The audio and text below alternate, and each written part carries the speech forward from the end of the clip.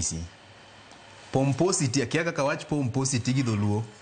Like pomposity in English word moro. Maneni maino neno nyisruok maduong' ahinya ni ok gima ber bende seche moko.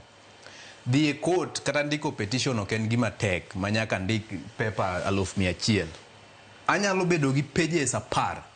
Tandiko watertight petition. Andiko petition manyiso ni petition en ni in nga tikelo case marango against nga nikech ang'o tang'o motimre ere ratichi mong'adi gi gimotimre no titieko ang'o mi ikwayo court akwayo court mondo mi otim kama ochung gima dhi mbele ni omiya kama to kendo chulwa kata onuo yiero koro wawuoyo yiero iwinjo kata ochun IBC mar mondo mi oland ng'amo timo ng'ono ng'amo yombo itieko.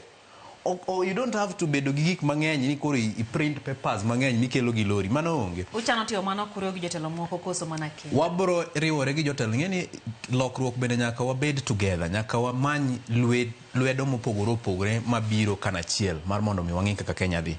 Gino ok wanyal time kendwa kaka rawere.